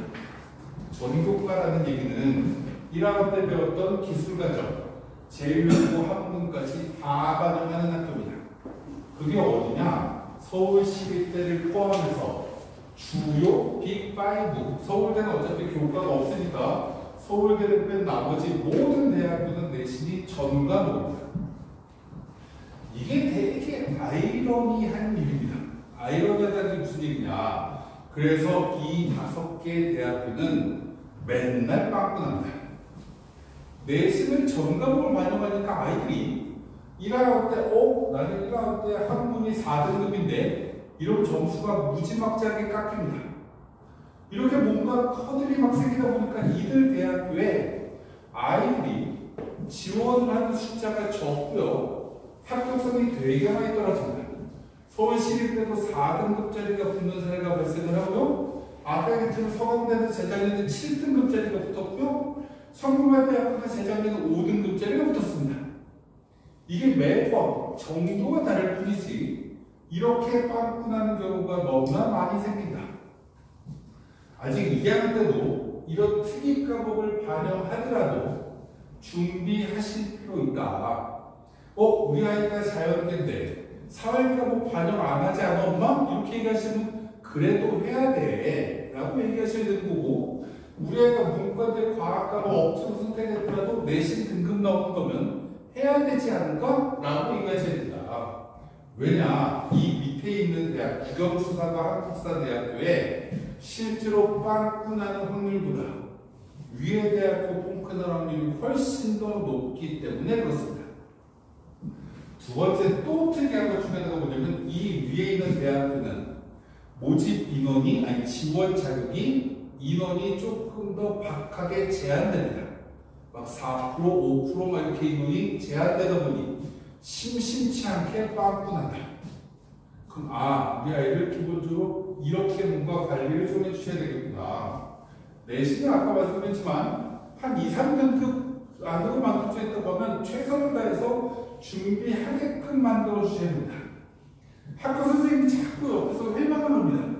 뭐라고 바꾸냐면 내신 2.5등급쯤 되는 아이한테 선생님들이 뭐라고 얘기하냐면, 야, 너는 그래도 여학생이라서 신명여대쯤 갈 수 있지 않을까? 이렇게 얘기하고, 남학생들한테 막 가천대 가라고 하고, 단국대 안전이라고 하고, 막 이렇게 얘기합니다, 기본적으로. 그러니까 아이들이 짜증나는 거죠. 아이씨, 내신 안 해. 이렇게 아이들이 자꾸 돌아가는데, 그러시지 마라. 내신은 굉장히 편차가 크다. 아까 얘기했지만, 일반고만 쓴다. 그리고 아이들이 그렇게 눈치 작전을 심하게 하는 전형이 아니라 전년도 입시 결과가 너무 좋으면 빵꾸 난다. 중앙대도 작년에 산업과학학과가 여기가 3등급짜리가 필요했습니다. 이거는 막 돌아가면서 나는 거기 때문에 잘 준비했으면 좋겠고, 수능 체제를 어떻게 맞출 거냐를 잘 고민하시면 됩니다. 그럼 여기에 또 하나 우리가 생각해야 될 것 중에 하나, 여기 지금 의학학개론을 이렇게 쭉 보다 보면 1등급이 필요합니다. 뭐 경희대 세계사야 이렇게 적혀 있으면 뭐라? 1등급이 최소한 2개는 있어야 되겠구나. 그 2등급 하나가 있어야 되네? 라고 우리는 확인할 수 있죠. 그럼 이제 아이들이 또 압박을 일으킵니다. 1등급? 이러면 되게 어려운 것 같죠. 근데 우리가 거꾸로, 아까 이제 원장님도 수학 가르치시니까 잘 아시겠지만 수학 1등급 받는 거 너무 쉬워요. 왜요? 92점만 맞으면 됩니다. 그러면 그냥 1등급이죠. 1등급 맞겠다는 애가 굳이 22번 안 맞아도 되고요. 30번 안 맞아도 됩니다. 좀 어렵게 나오면 29번까지 틀려줘도 돼요. 그럼 이 얘기는 무슨 얘기냐? 그냥 할 수 있는 것만 해주면 되는 거지. 아이가 너무 어려운 거에 매몰돼서 실제로 점수가 낮아지는 일은 안 만드셔야 된다는 거죠. 근데 제가 이렇게 얘기하면 좀 애매한데, 우리가 실제로 수능에서 이 88.1등급이라고 했을 때 세 문제의 정답률이 얼마나 되냐? 라고 질문하면 한 문제가 약 1, 2% 정답률이 나오는 문제가 나오고요. 나머지는 5%, 10% 근처에서 정답률이 나옵니다. 근데도 1등급이 88점밖에 안 됩니다. 그럼 아이는 왜 그러냐? 라고 친다면 수능 볼 때 자꾸 실수로 틀려요. 실수로 틀리지 않은 연습을 해주실 필요가 있다. 수학을 잘하는 방법은 92점만 맞으면 되는 겁니다. 정시로 갈 때 점수를 더 높여야 되는 거죠. 국어를 1등급 맞으려면 똑같이 92점만 맞으면 됩니다. 자꾸 어머님들이 아이들한테 시험 잘 봐야지, 100점 맞아야지 이렇게 너무 압박을 가하면 실수의 양도 많아지는 거고 점수 올리는 게 더 어렵다. 기본적으로 수능하고 내신하고는 좀 다르다 라는 거죠. 그래서 이걸 기본적으로 말씀드리고 아까 제가 잠깐 말씀드렸지만 이게 왜 7등급제를 붙지? 라고 질문하는 이유를 간단하게 설명하고 들어오도록 할게요. 이게 재작년 입시로 건데 작년까지 발표 안 했으니까 발표하고 정리를 이제 조금 할 건데 이 두 개 학과의 특징이 있습니다. 두 개 학과의 특징이 뭐냐면 이게 2024학년도 입시 결과인데 2023학년도 1년 전에 경영학과는 그 내신 성적이 평균이 1등이었습니다. 1.49 등급. 얘는 1.52 등급으로 2등이었습니다. 그랬더니 2024 원서를 쓴 아이들이 뭐라? 이거 1.49 등급이라고? 라고 하고 지원자가 줍니다. 그래서 4.4대였어요. 얘도 지원자가 좀 적었다가 마지막에 몰려서 7대1까지 올라갑니다. 근데 어찌됐건 이 두 개 학과가 1.49, 1.5였던 두 개 학과가 그 다음에 어떻게 바뀌었냐. 얘는 24명, 33명을 뽑아야 되는데 23명 뽑았습니다. 10명을 못 뽑았어요. 4.4대였는데 미달랐습니다. 왜요? 라고 질문하면 1.49를 보고 쓴 아이들이 1.49를 쓰고 붙었겠죠. 그 안쪽에 들어간 아이들이. 근데 이 아이들이 여기만 붙지 않겠죠. 1.49 안으로 붙었으니 서울대 붙는 애도 있고 연대 붙는 애도 있고 고대 붙는 애도 있어서 도망갑니다. 근데 왜 빵꾸날 정도로 그렇게 다 빠졌다고요? 근데 거기에 허들이 또 하나가 뭐였냐면 수능 최저가 세계 3등급이었습니다. 서강대 여기 제가 물어봤어요. 야, 130명 중에 내신 1등급 대 애들이 몇 프로야? 이렇게 질문했더니 75%입니다. 근데 1등급 대 애들이 수능 체제를 못 맞춥니다. 2등급 대 초반 아이들이 수능 체제를 못 맞춰서 뭘요? 세계 3등급을 얼마나 못 맞췄냐? 32%가 수능 체제를 못 맞춘다. 그럼 4대1 경쟁률이 2.8대1로 줄어버리는 거죠. 그래서 빵 끊었습니다. 얘도 마찬가지. 와, 1등급 대 애들이 세계 3도 못 맞춘다고요? 못 맞추는 게 우리나라 현실이다. 왜요? 아이들이 수능 공부를 그렇게 열심히 하지 않기 때문에 자꾸 학종으로 준비하니까. 그래서 수능 체제는 미리미리 잘하는 거 하나, 두 개는 만들어 놓으실 필요가 있다. 영어 하나 만들어 놓으시면 되고요. 그 다음에 또 하나 뭘 붙일까는 우리 아이랑 잘 의논해서 제일 잘할 수 있는 거 붙여주셨으면 좋겠다. 이게 종합 간단하게 설명을 드리고 이제 슬슬 정리를 한번 들어갈게요. 많이 뽑습니다. 근데 이제 오해하시면 안 되는 부분부터 간단하게 설명을 좀 들어보도록 할게요. 이게 뭐냐면 작년 입시 결과입니다. 우리 2025학년 들어가고 있죠. 작년 입시 결과인데 문과를 딱 봤더니 계열적 합이라고 적혀있어요. 이게 뭐냐면 고려대에 수능 최저가 없는 학생부 종합전형입니다. 고려대 수능 최저 없죠? 또 없는 학교가 어디냐면 서울대도 수능 최저가 없죠. 연세대학교는 수능 최저가 있고 고려대도 이 전형 말고 학업 수능 최저가 있습니다. 얘는 수능 최저가 없는 건데 없다 보니 누가 합격을 했냐? 70%가 외고입니다. 아래 70%가 과거 영재고입니다. 자사고까지 더해버리면 일반고에서 합격한 비율은 몇 프로일까? 15%입니다. 500명 뽑았습니다. 그러면 45, 15%는 75명 빼고 나머지 425명은 다 특목고입니다. 이게 경쟁률이 15대에서 20대쯤 되거든요? 그럼 일반고에는 진짜 붙기가 어려운 거죠. 누가 붙었을까요?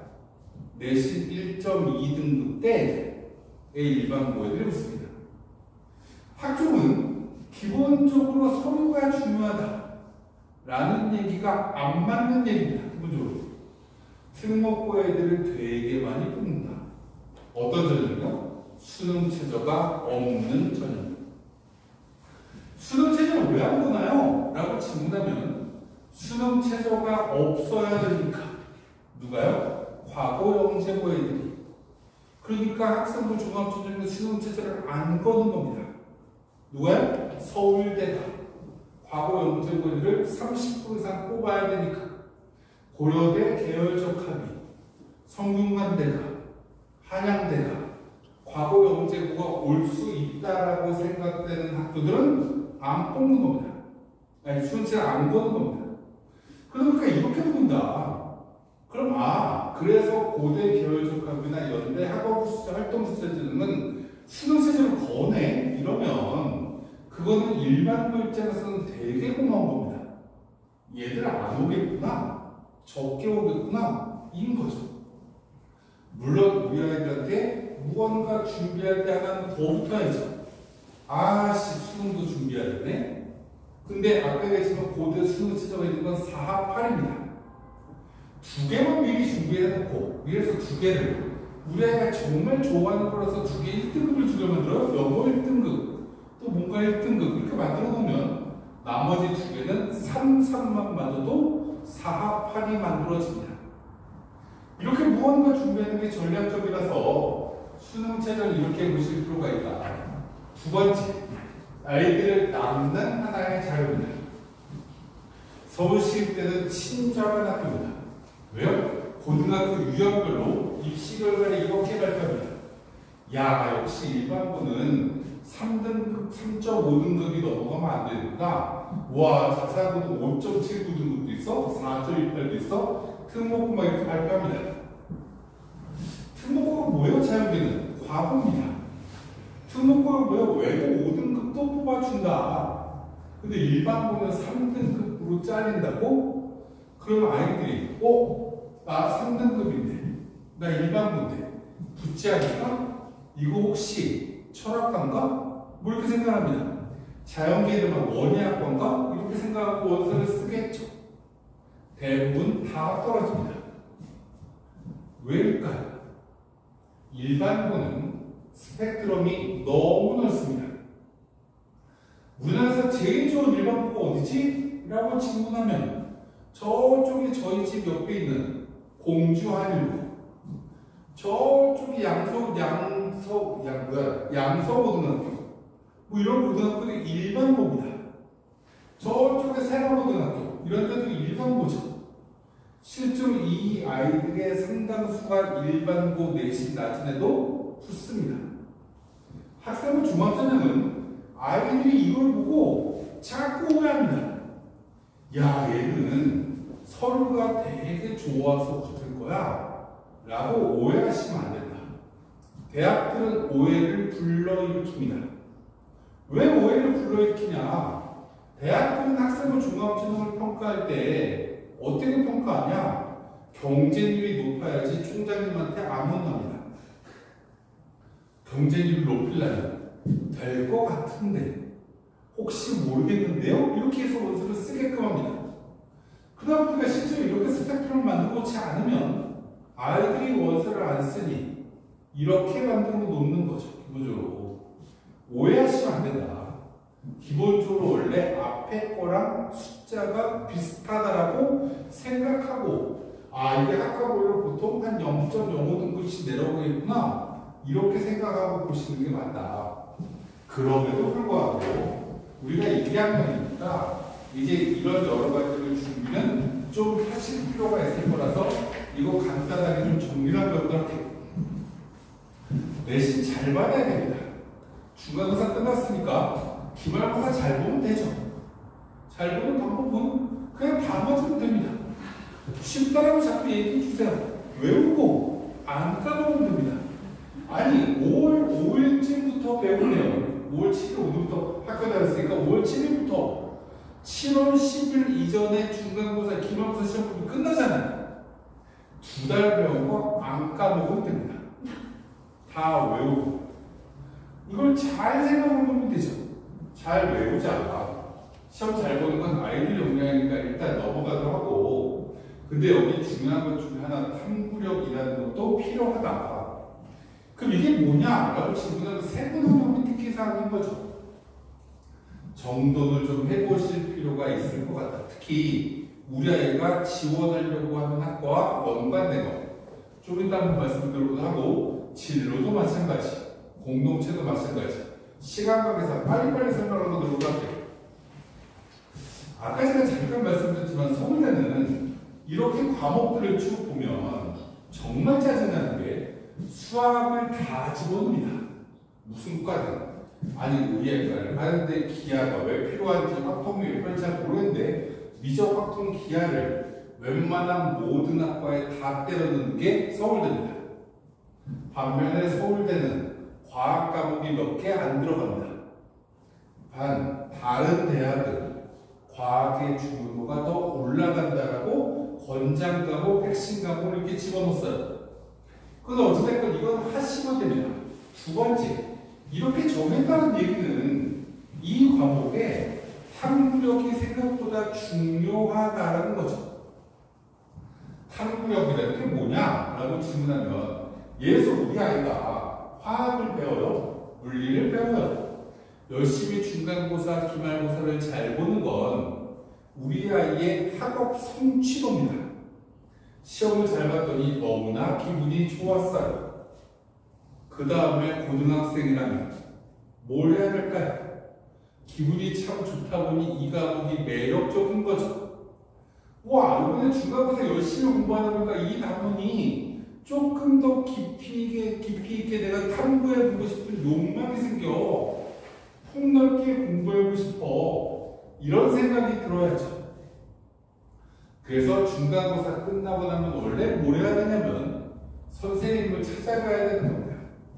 선생님 덕분에 요번 중간고사 시험 잘 봤어요. 근데 제가 요번에 이 단원을 이렇게 열심히 공부하다 보니 이 단원에 조금 더 호기심이 생겨서 조금 더 깊이 있는 단원을 잘 탐구를 해보자. 뭘 찾아봤죠.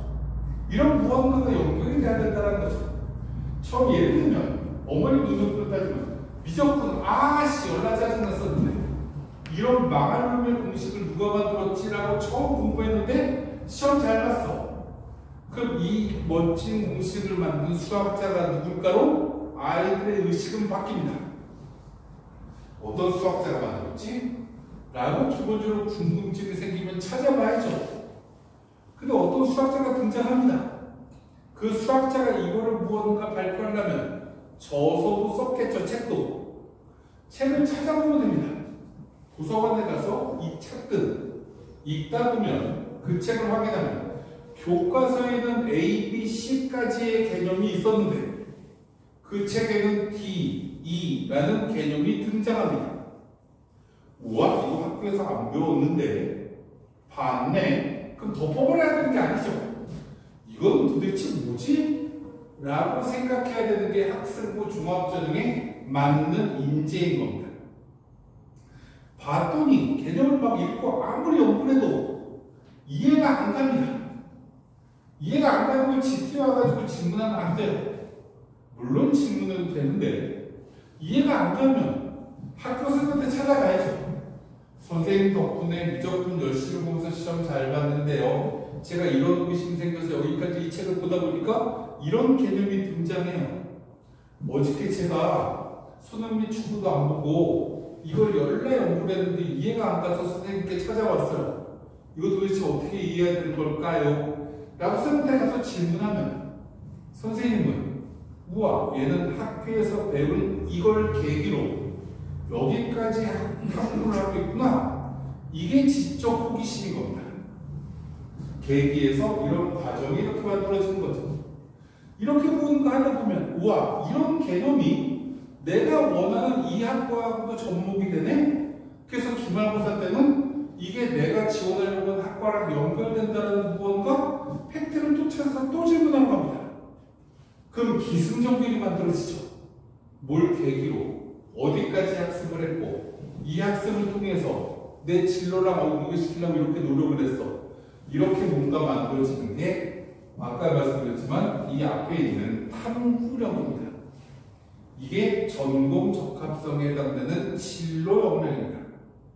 그래서 이 세부 능력 및 특기사항은 특히 내가 지원하려고 한 학과랑 연관된 과목을 이렇게 만들어주는 거 되게 의미 있는 거고요.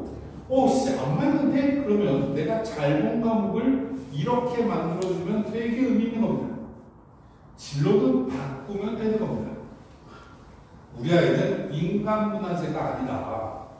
나중 대학 가서 또 진로 바뀔 수도 있어요.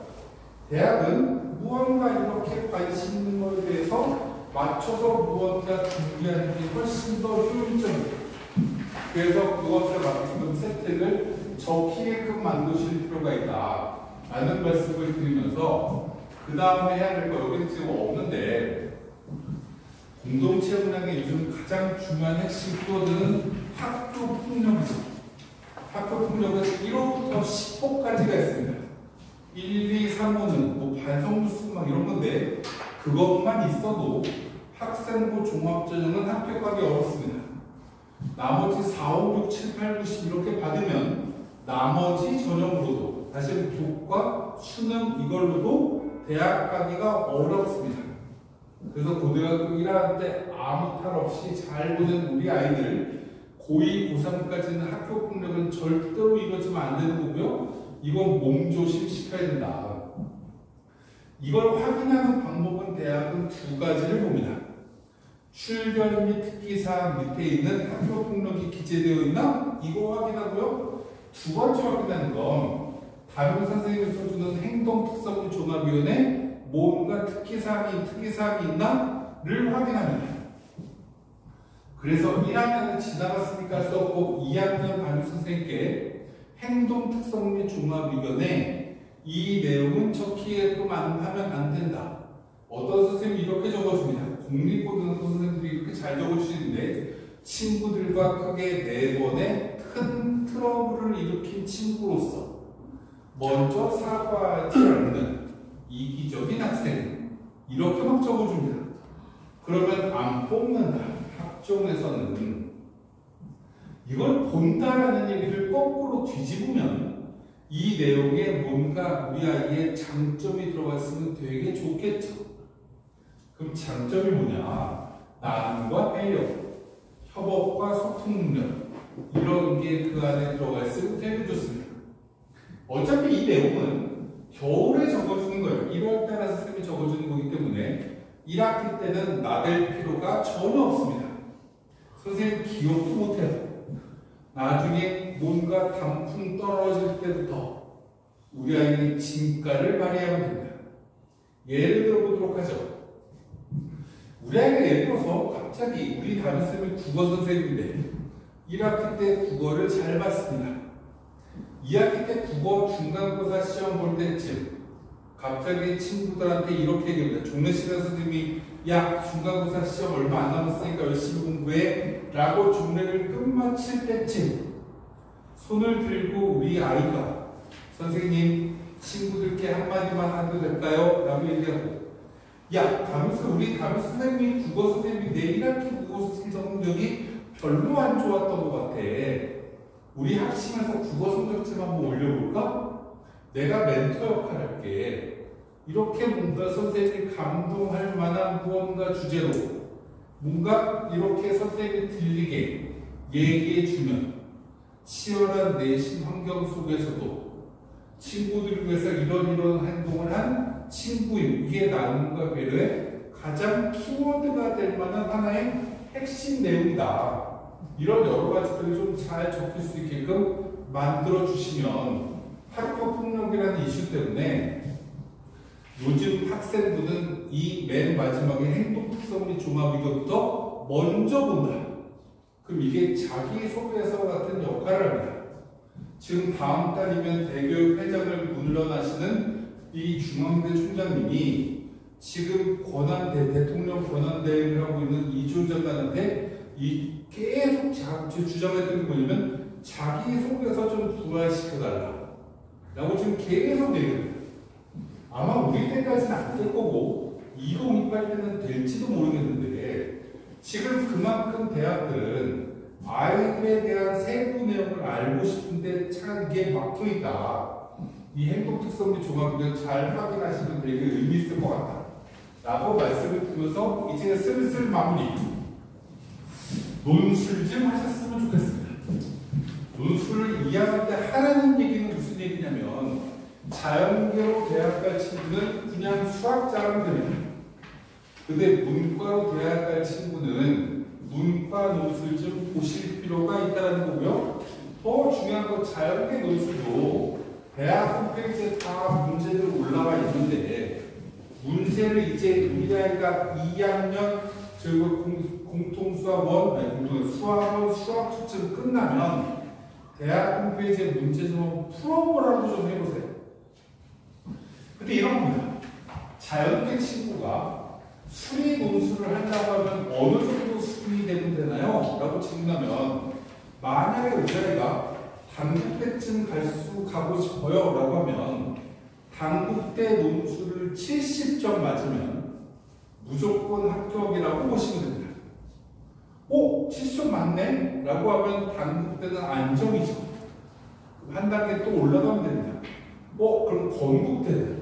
그래서 건국대 논술을 또 봤더니 70점쯤 맞습니다. 그럼 건국대도 무조건 붙습니다. 전자공학과나 컴퓨터공학과도 붙을 수 있어요.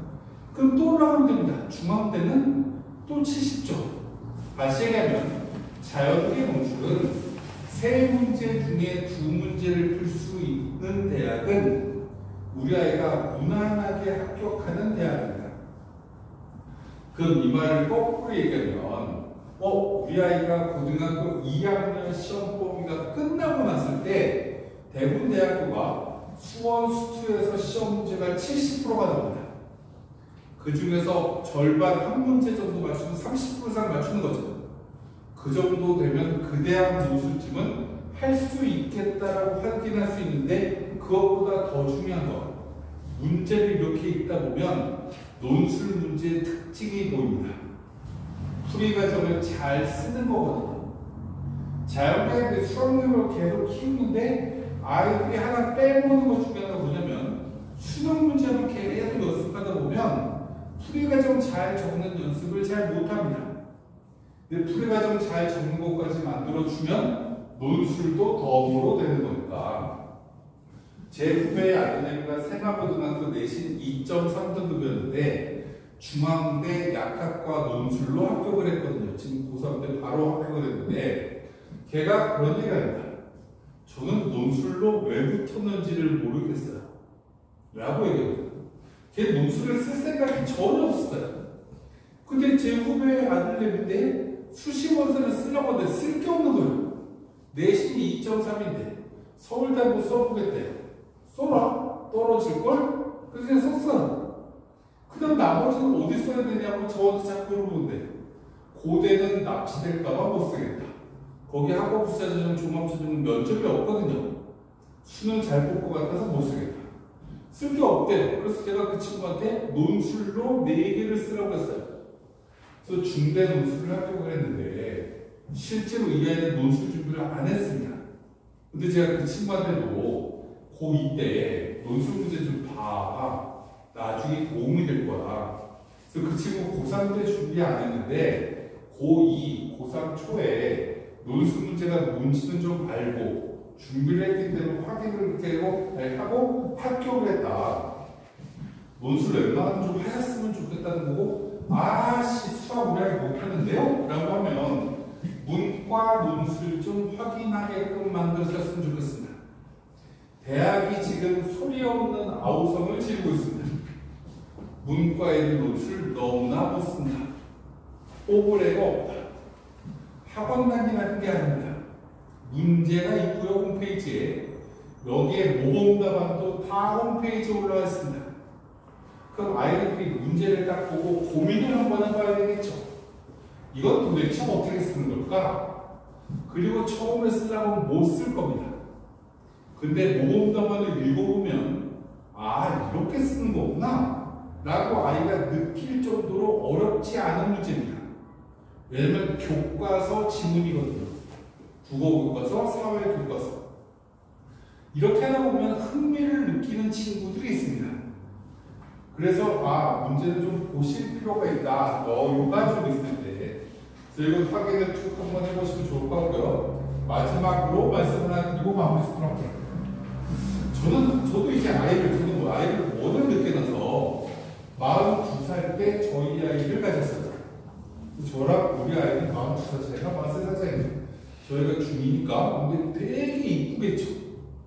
근데 저는 어렸을 때 우리 아이 어릴 때부터 지론이 하나 있습니다. 지론이 뭐냐면 아이는 자존감이 높아야 된다. 왜 저희 어머님도 저를 키울 때 항상 했던 얘기가 조선에 없는 최고의 우리 아들 이렇게 키웠거든요. 저도 우리 아들한테 항상 하는 게 우리 아들은 최고다 라는 걸로 계속 키웁니다. 우리 요즘 아이들 가만히 보면 너무 위축되어 있는 것 같아요. 공부는 잘해도 되고 못해도 됩니다. 공부 못하면 공기 좋은 대학 가면 돼요. 거기 가면 되게 좋은 장점이 있습니다. 저희 집 바로 옆에 순천향대가 있거든요. 저희 집 바로 옆에 성문대가 있습니다. 성문대는 바로 옆에 있는데 우리 아이가 거기 가면 어떤 상황이 벌어질까요? 나보다 수준 떨어지는 애들과 대학 생활을 같이 하겠죠. 그죠? 그러면 훨씬 더 대학 생활을 잘할 수도 있습니다. 서울대를 가면 짜증납니다. 천재 같은 애들하고 학부 생활을 하다 보면 짜증나요. 저희 메가스터디 입시자랑 연구소라는 유튜브 채널을 하나 개설을 한 지가 6개월 됐는데 거기 가끔 등장하는 저희 팀장애가 하나 있어요. 걔가 서울대 물리학과 나왔거든요. 걔는 인생이 불만입니다. 걔는 서울대 물리학과를 잘못 갔대요. 의대 갔어야 되는데 이걸 30년이 지났는데도 아직도 그수라고 다녀요. 세상은 자신감 가지고 잘 살아야 되는데 시간 관계상 길게 말씀드릴 수는 없고 오늘은 이 정도로 마무리하고 어제 이렇게 마이크를 넘기로 하고요. 어찌됐건 자신감 있게 준비를 잘 시키시길 바라고 이럴 때 제대로 필요한 것만 잘 준비시키시길 바라면서 저는 마무리하도록 할게요. 감사합니다.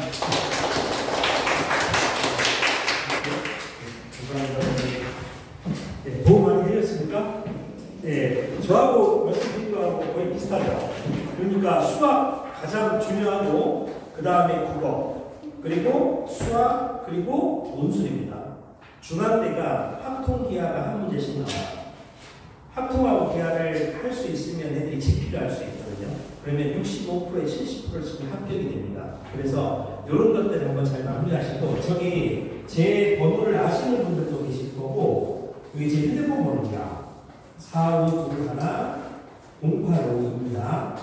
그래서 오늘 다녀가신 어머님은 만약에 좀 도움 필요하시거나 궁금하신 거 있으시면 여기 제 오늘 다녀갔던 누구누구 학부모님이시다 하고 저한테 문자로 전화번호 드립니다. 이렇게 하시면 되고요. 그리고 재원생 어머님들을 저희가 완벽하진 않지만 서서히 아이들을 제 어떤 목표 방향대로 끌고 가서 반드시 대학 잘 보내겠습니다. 그래서 믿고 맡겨주시면 되고 이재원생 어머님들 혹시 아이에 대한 정보 적어서 가정에 제출하시면 제가 이번 주 안에 아이 불러가지고 세팅시키고 공부시키도록 하겠습니다. 오늘 조촐하게 참석해 주셔서 감사합니다. 행복하십시오. 감사합니다.